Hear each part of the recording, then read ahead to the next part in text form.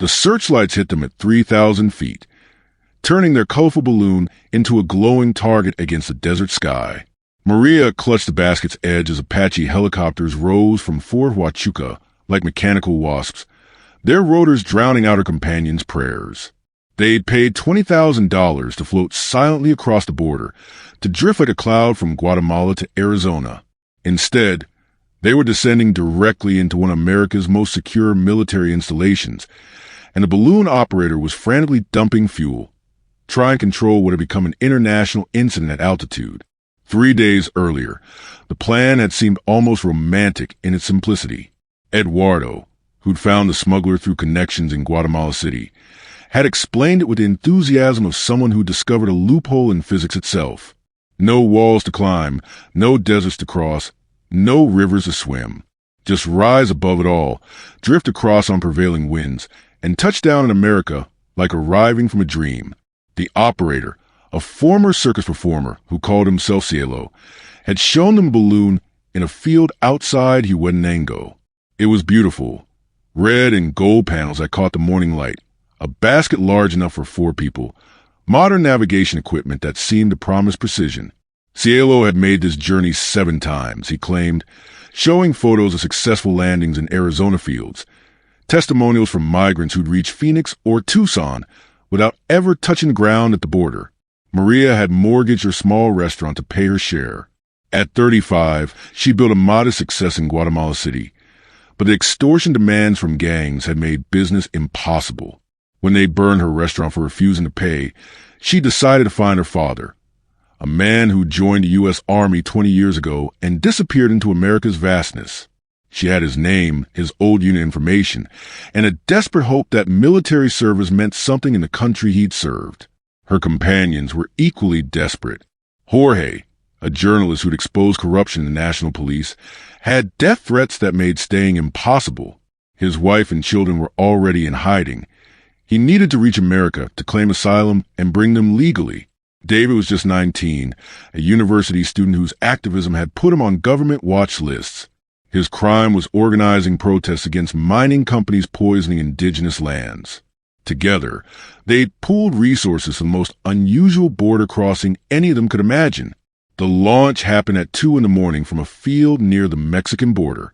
Cielo had chosen the time and location carefully. Radar coverage was minimal. Winds were favorable, and the quarter moon provided just enough light to navigate without being easily spotted. They climbed into the basket with the giddiness of children, watching the ground fall away as the burner roared life into the envelope above them. For the first hour, it was magical. The border appeared as an arbitrary line of lights below, meaningless from their divine perspective. They drifted north at 4,000 feet, the desert spreading endlessly in all directions. Cielo monitored instruments, occasionally firing the burner to maintain altitude, confident in his calculations. He'd planned for a 5-hour flight, landing near Benson, Arizona, where associates would meet them with vehicles. Maria watched the stars, clearer than she'd ever seen them, and thought about her father.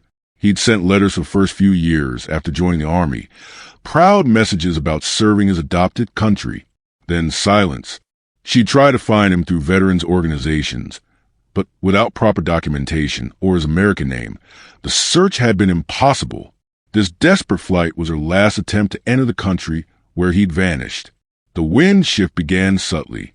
Cielo noticed it first, frowning at his instruments as their northwestern trajectory began bending east. He tried to compensate by adjusting altitude, seeking different air currents, but the unexpected weather pattern was regional, pushing them away from their intended landing zone. Jorge, who understood basic navigation, realized they were heading toward restricted airspace before Cielo admitted it. Fort Huachuca appeared on the horizon as dawn approached, its light spreading across the desert like a small city. Cielo's confident demeanor cracked as he recognized the distinctive patterns of an active military installation. He tried desperately to change course, dumping hot air to descend quickly, hoping to land before entering the most restricted zones. But physics and wind cared nothing for human desperation. The first helicopter appeared as they crossed the base perimeter at 3,000 feet. It rose smoothly from somewhere below, taking position off their starboard side. Maria could see the pilot clearly, his face obscured by night vision equipment, hand making signals she didn't understand. A loudspeaker crackled demands in English and Spanish. Identify yourself. Prepare for forced landing. Do not attempt to flee. More helicopters appeared, surrounding them in an aerial choreography that was both beautiful and terrifying. Cielo was on his radio. Try to explain they were just lost tourists, a story that convinced no one. The balloon, with trajectory tracked since entering U.S. airspace, was clearly on an illegal crossing route. The military response was swift, professional, and overwhelming. The forced descent was controlled but frightening. Military helicopters created downdrafts that pushed the balloon toward a designated landing zone. Cielo fought for control, but he was a smuggler, not a combat pilot. The basket swayed sickeningly as competing air currents battled around them. David vomited over the side. Jorge prayed in languages Maria didn't recognize. She gripped her father's old army photo, wondering if she'd die in the sky above the institution he'd served. They hit the ground hard in a cleared area surrounded by military vehicles. Soldiers approached with weapons drawn but not directly aimed, their movements precise and practiced. Commands were shouted in English. Hands visible, exit the basket slowly, no sudden movements. Maria climbed out on legs shaking from more than a rough landing, her hands raised, still clutching her father's photo. The processing was surreal. They were treated neither as criminals nor enemies, but as something stranger, a national security incident that didn't fit neat categories. Separated for questioning, Maria found herself in a sterile room with officials who seemed genuinely puzzled by their presence. Hot air balloon incursions weren't in any manual. The base commander had been awakened, Washington notified, protocols invented on the spot. Maria told her story to a progression of increasingly senior officers. The restaurant, the extortion, the fire. But mostly she talked about her father, Sergeant Ramon Gutierrez, who'd enlisted in 1999, served in Iraq, and vanished into America's veteran population. She showed his photo, his old letters, the documents she'd carried across borders and through the sky. One officer, a woman about Maria's age, listened with particular attention. The interrogation revealed the full scope of Cielo's operation. He'd been flying migrants for 2 years, exploiting a gap in border enforcement that focused on ground and conventional air traffic. The balloon could fly high enough to avoid most detection, slow enough to not trigger certain radar systems, and land in areas impossible for ground vehicles to patrol. It was brilliant in its exploitation of enforcement blind spots. Jorge's situation was different. As a journalist with documented threats, he had a legitimate asylum claim, but arriving by illegal balloon in a military base complicated everything. David, barely adult, was treated more gently, his idealistic activism seeming to resonate with some of the younger soldiers. But all three faced federal charges for illegal entry, with the added complication of breaching military security. Days passed in detention on the base. Maria was allowed to call a restaurant employee who was watching her affairs in Guatemala, learning that gang members had visited asking about her whereabouts. Return was impossible now. Jorge's family had gone deeper into hiding. David's parents begged him to come home, not understanding that criminal charges in America might be safer than government retaliation in Guatemala. Then came an unexpected development. The female officer who'd listened to Maria's story returned with news. She'd run Sergeant Gutierrez's information through military databases. He was alive, living in El Paso, working at a veteran center. The officer had even spoken to him, confirming his daughter in Guatemala. He'd been trying to bring her legally for years, tangled in immigration bureaucracy that military service couldn't untangle. The reunion happened in a secure room on the base. Ramon Gutierrez, gray-haired now, wearing civilian clothes but still carrying military bearing, embraced the daughter he'd last seen as a teenager. They wept together, speaking in rapid Spanish about lost years and impossible circumstances. He'd become American in all ways except the ones that could help his Guatemalan daughter. She'd risked everything to find him, succeeding through the most spectacular failure imaginable. The legal resolution was complex. Jorge received asylum consideration, his journalism credentials and documented threats working in his favor. David was offered voluntary departure, Deportation without the harshest penalties, allowing possible legal return. Maria's case was the most complicated. Her father's service earned consideration, but illegal entry by balloon into a military base wasn't easily overlooked. The media attention helped and hurt. Balloon migrants land an army base made headlines, forcing immigration authorities to handle the cases carefully.